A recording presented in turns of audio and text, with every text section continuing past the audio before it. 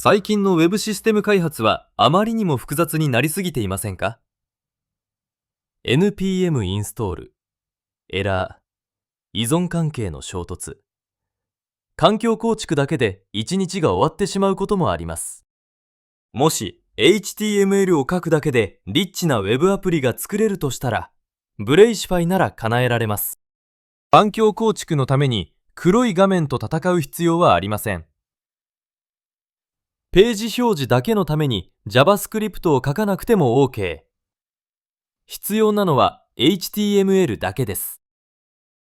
ブレイシファイでは2つの開発モードを提供します。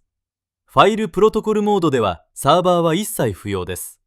データ表示のために JSON ファイルを用意してください。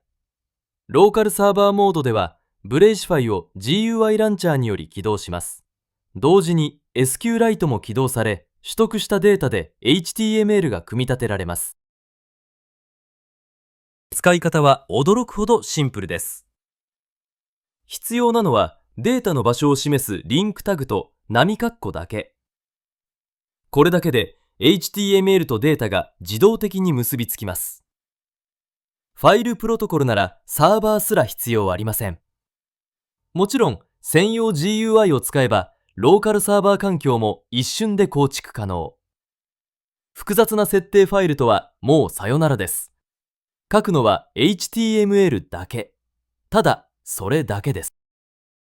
ブレシファイは個人で開発中の OSS です。今後も開発の様子をアップしていくので、この HTML ファーストな世界観に共感いただけたら、ぜひ GitHub でのスターで応援をお願いします。無料ダウンロードは概要欄から。ご視聴ありがとうございました。